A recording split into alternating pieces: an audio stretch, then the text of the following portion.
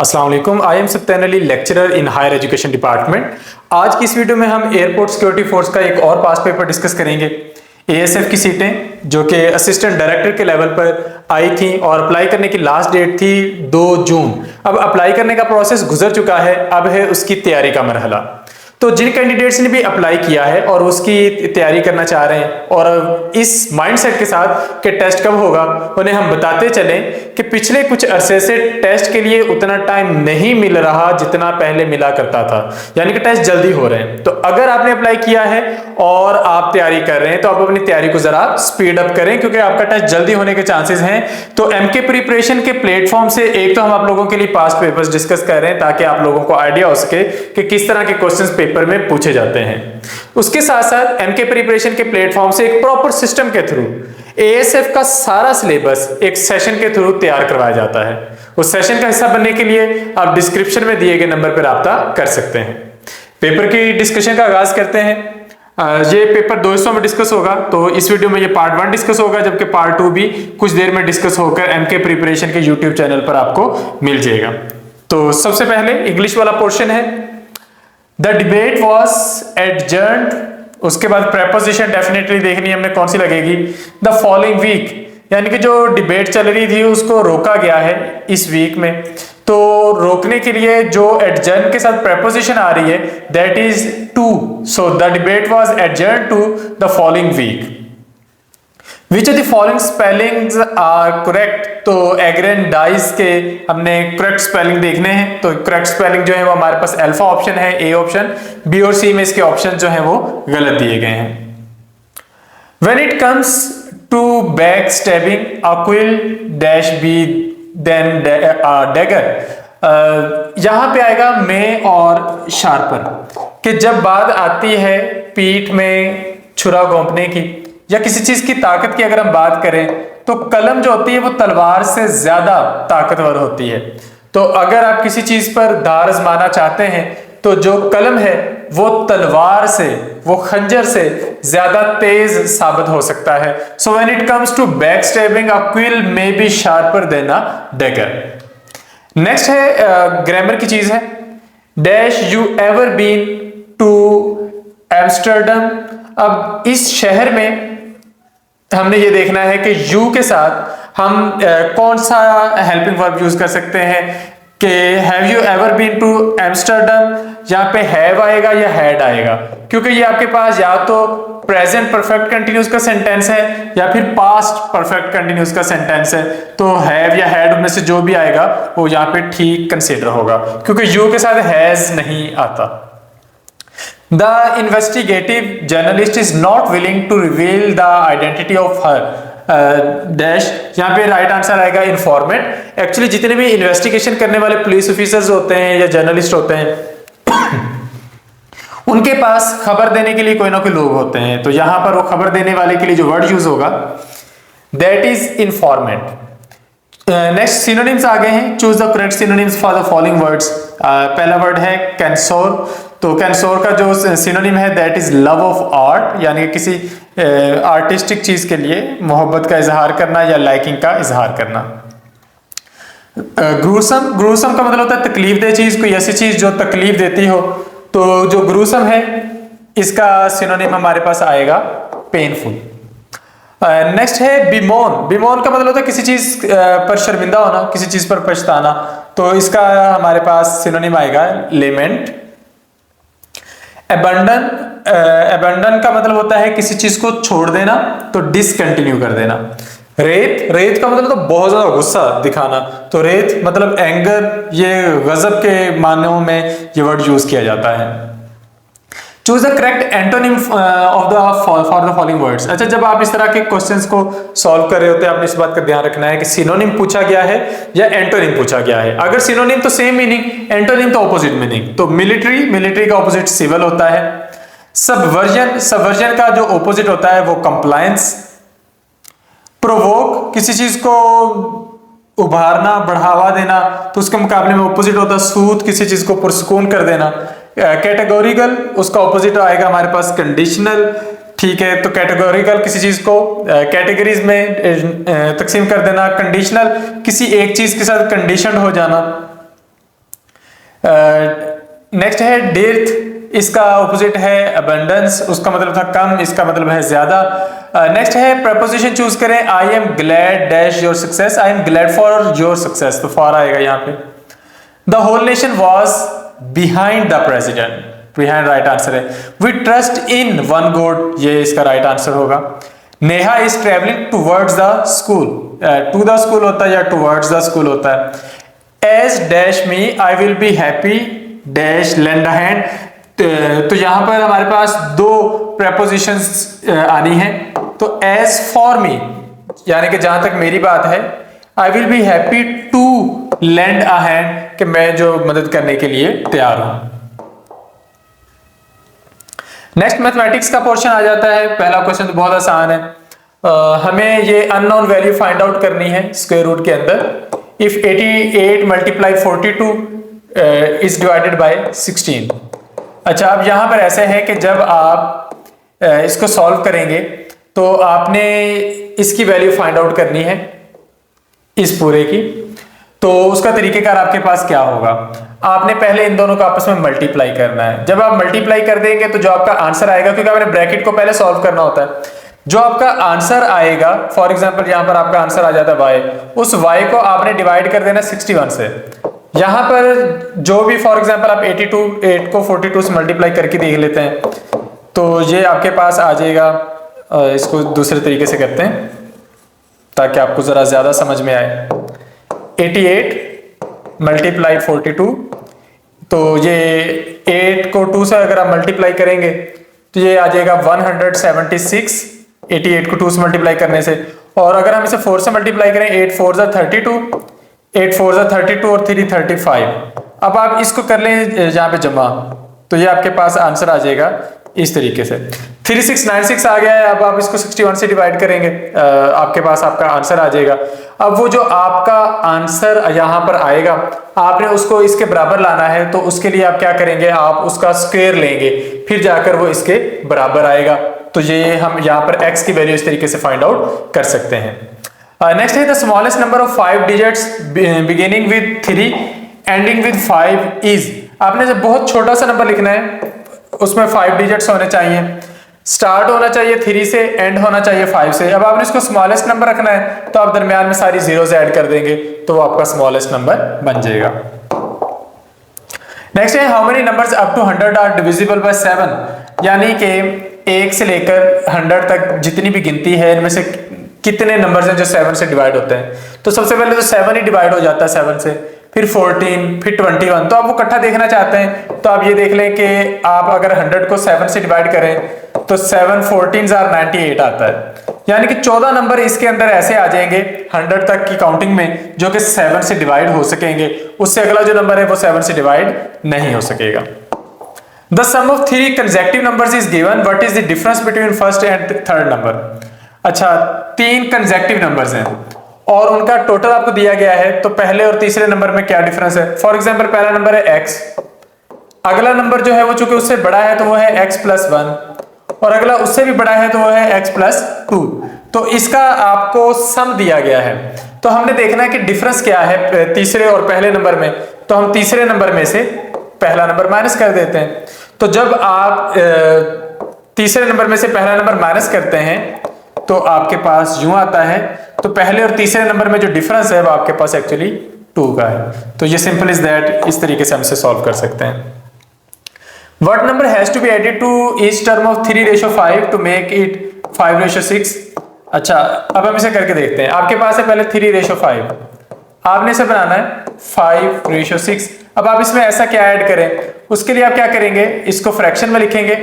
अगर हम for example इसमें x ऐड करते हैं ऊपर और नीचे, तो ये हम कहते हैं फर्ज किया, ये बन जाता है 5/6, यानी कि इस फ्रैक्शन में आ जाता है। अब आप इसको क्रॉस मल्टीप्लाई कर दें, 6 को इधर, इसको इधर, तो 6 को जब उधर मल्टीप्लाई करेंगे वो हो जाएगा 18 + 6x। 5 को जब इधर मल्टीप्लाई करेंगे वो हो जाएगा 25 + 5x। 5x को इधर ले आए, 6x में से माइनस होकर जस्ट x रह जाएगा। 18 को इधर ले आए, 25 में से माइनस होकर 7 रह जाएगा। तो आपका आंसर है 7।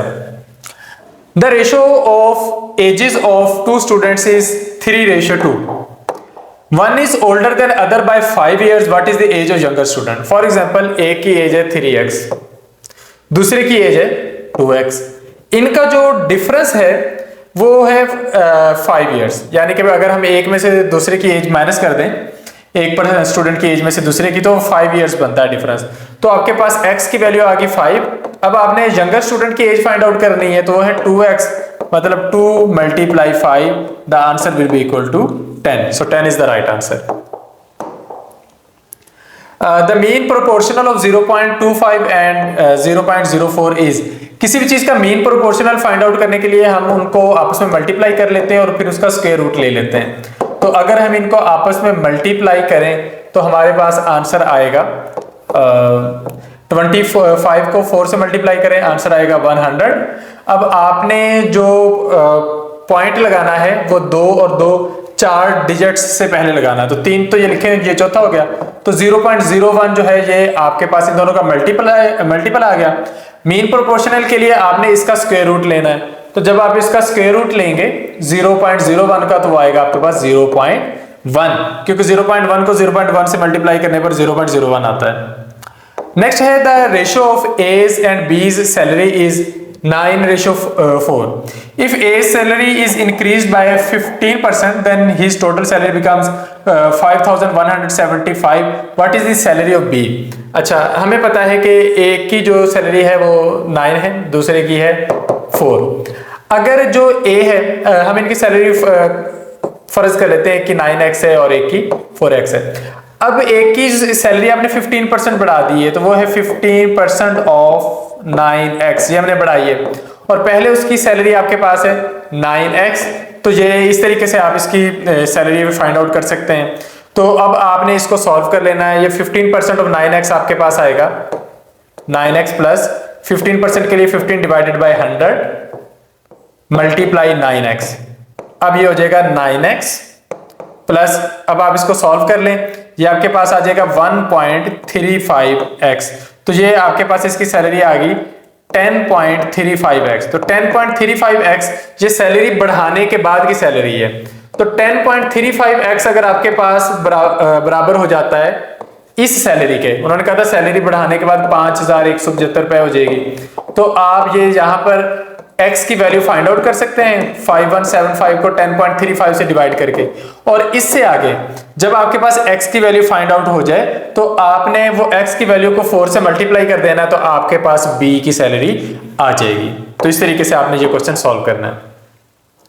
How is 1 divided by 2% expressed as a decimal fraction? अच्छा, 1 डिवाइडेड बाय 2% यानी कि 0.5%, यानी कि 0.5 डिवाइडेड बाय 100, तो ये आपके पास हो जाएगा 0.005, क्योंकि पॉइंट के बाद एक डिजिट पहले है, इसकी वजह से 2 डिजिट और आ जाएंगे, तो ये 0.005 हो जाएगा। In an examination 65% of total examinees passed. If the number of failures is 420, then total number of examinees is, अब आपके पास जो पास्ट है वो है 65%, जो आपके पास फेल्ड है वो है आपके पास 35%। अगर आपके पास for example total students x हैं, तो हमें पता है कि 35% of x is equal to 420। अब यहां से आपने x की वैल्यू फाइंड आउट करनी है। 35% को अगर आप फ्रैक्शन में लिखेंगे तो ये 35 डिवाइडेड बाय 100 हो जाएगा, मल्टीप्लाई x 420। अब आप क्या करेंगे, इसको दूसरी साइड पे ले जाएंगे, 420 मल्टीप्लाई 100 डिवाइडेड बाय 35, तो ये आपके पास हो जाएगा 7 5 35, 25 100, और ये 7 60 420। तो 60 को 20 से मल्टीप्लाई करेंगे तो आपका आंसर आ जाएगा 1200। तो टोटल जो आपके पास एग्जामिनीज हैं वो 1200 है। यानी कि मैथ में जो चीज आपको पता ना हो आप उसको x काउंट कर लेते हैं।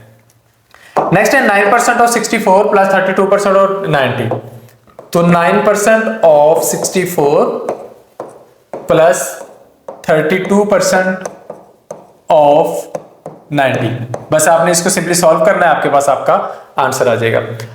1 किलोग्राम मिक्सचर है सैंड का और आयरन का, और उसमें 20% आयरन है, तो इसका मतलब ये है कि 800 ग्राम उसके अंदर सैंड है और 200 ग्राम आयरन है। कहते हैं how much sand should be added so that proportion of iron becomes 10%। अब आप चाहते हैं कि जो आयरन है वो आपके पास 10% रह जाए, तो 10% करने के लिए आपको कितनी और सैंड ऐड करनी पड़ेगी?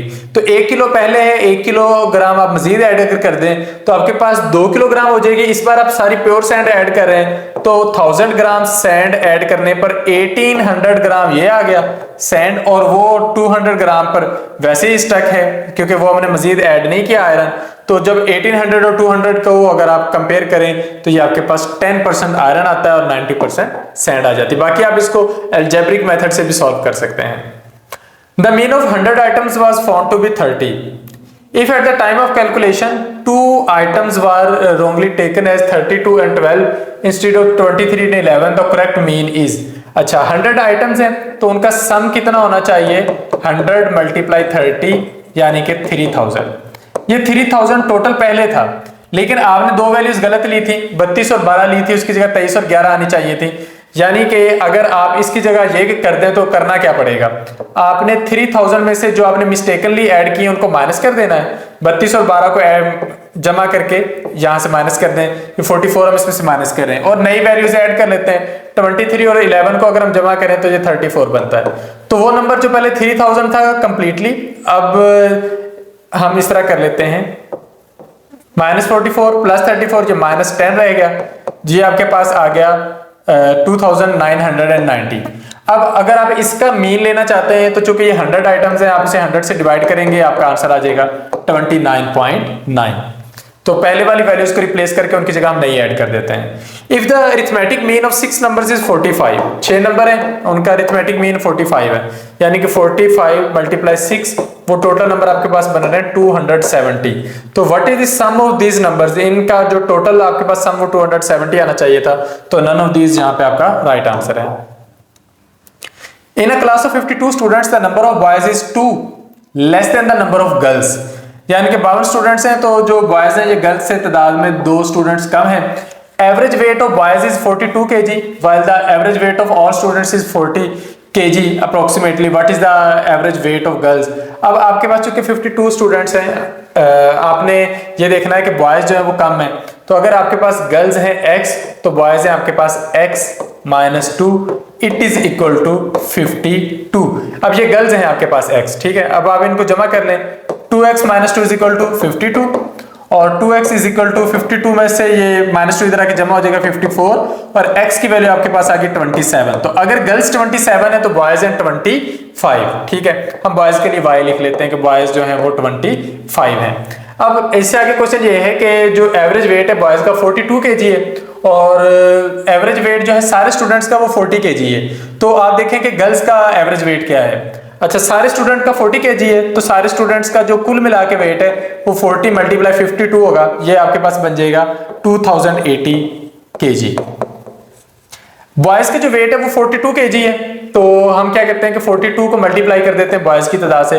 25 बॉयज हैं, 25 को 40 से मल्टीप्लाई करेंगे 1000 हो जाएगा और 2 से मल्टीप्लाई करने पर 50 हो जाएगा, तो 1050 kg ये आपके पास बॉयज का वेट है। तो आप टोटल वेट में से बॉयज का वेट माइनस कर दें तो बाकी आपके पास 1030 kg आता है, ये आपके पास गर्ल्स का टोटल वेट है। 1030 kg को अब आपने गर्ल्स की तादाद से डिवाइड कर देना है, तो ये 38 पॉइंट समथिंग आता है, तो ये आपका राइट आंसर होगा।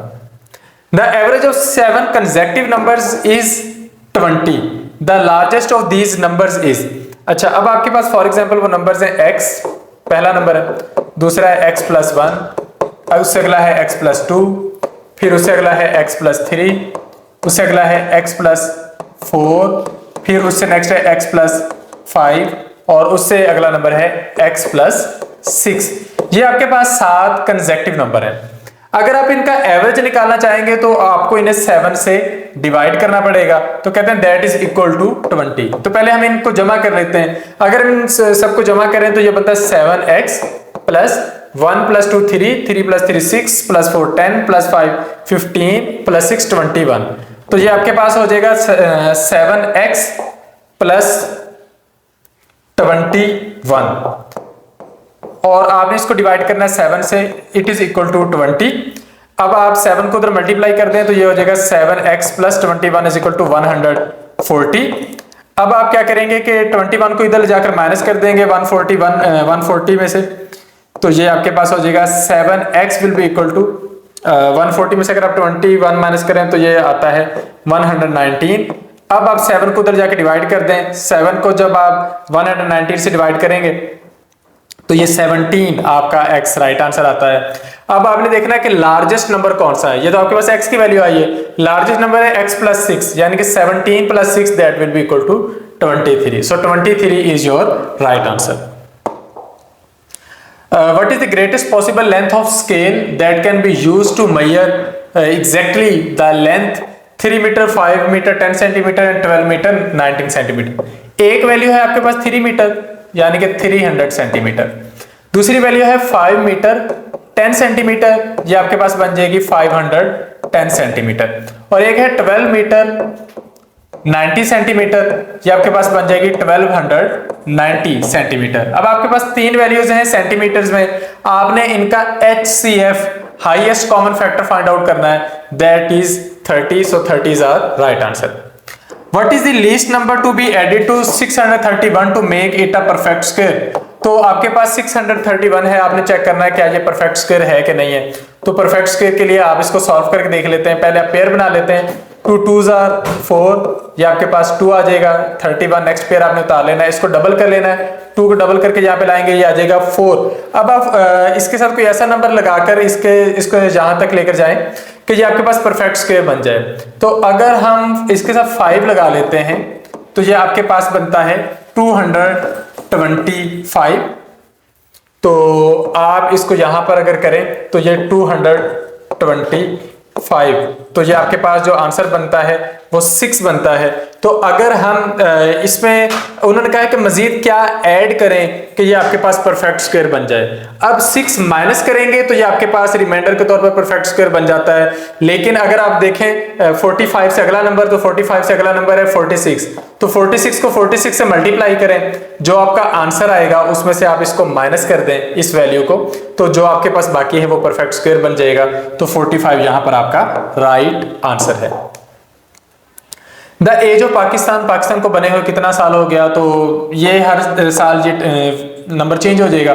तो 1947 है पाकिस्तान के बनने का साल, और इस वक्त 2025 चल रहा है, तो इसमें से अगर आप इसे माइनस कर देंगे तो आपका आंसर आ जाएगा 78 ईयर्स। नेक्स्ट ये इसकी स्टेटमेंट जो है मिगोस है, इनकम्प्लीट है, तो इसको हम इग्नोर कर देते हैं। Pakistan prime minister Imran Khan reached in Moscow for 2 day official visit of Russia on. तो इमरान खान रशिया के ऑफिशियल टूर पर कब गए थे? 23 फरवरी 2022 को। इन अगस्त 2021 China inaugurated a new trade route via ship, road and rail through. तो चाइना ने न्यू ट्रेड रूट इनॉग्रेट किया था म्यांमार के थ्रू। टोक्यो ओलंपिक्स 23 जुलाई 2021 को हुए। यूरोपियन यूनियन जो है ये दुनिया में कन्वेंशनल जो कार्स हैं उन पर कंप्लीटली बैन करने जा रहा है, और ये काम कब से मुकम्मल होगा? ये 2035 में ये काम मुकम्मल हो जाएगा। What is the name of telescope which is sent to space on December 24, 2021? Hubble telescope ने बड़ा काम कर रखा था इससे पहले, तो उसकी जगह ज्यादा एडवांस टेलीस्कोप भेजी गई हवा में, खला में, उसका नाम है James Webb space telescope. Winter Olympics 2022 was opened on 4 फरवरी को इनका आगाज किया गया। When did Israel open embassy in United Arab Emirates? तो UAE में इसराइल ने अपनी एम्बेसी शुरू की जुलाई 2021 में। Current United Nation Secretary General re elected for second term in June 2021। तो उनकी टर्म कब तक कंप्लीट होगी? 5 साल लगते हैं, तो 5 साल की ये टर्म होती है। इन मार्च 2021 a ship blocked the Suez canal for 6 days। What was the name of the ship? बड़ा ही बिजी रूट है ये तजारत के लिहाज से सुएज कैनाल वाला, तो ये ब्लॉक हो गया था 6 दिन के लिए। तो शिप का नाम था एवर गिवन। ये मलेशिया से नीदरलैंड जा रहा था, और उस दौरान ये यहाँ पे सैंड स्टॉर्म की वजह से स्टक हो गया था। In January 2021 Samia Suluhu Hassan became the first women president of which country? तो ये तंजानिया की पहली फीमेल प्रेसिडेंट, वीमेन प्रेसिडेंट बनी थी जनवरी 2021 में। तो यहाँ पर इस पेपर की डिस्कशन का पार्ट 1 कंप्लीट होता है। नेक्स्ट वीडियो में हम पार्ट 2 डिस्कस करेंगे। जिस तरह वीडियो के शुरू में मैंने आपको बताया कि ये आप लोगों के लिए पास्ट पेपर्स डिस्कस किए जा रहे हैं, ताकि अगर आप तैयारी करें तो आपको आइडिया हो सके कि पेपर किस तरह का आता है। तो उसके लिए आप पार्ट 2 के लिए हमारा यूट्यूब चैनल सब्सक्राइब करें। पार्ट 1 के बाद पार्ट 2 भी उसी पर ही अपलोड किया जाएगा। Thank you. अल्लाह हाफिज़।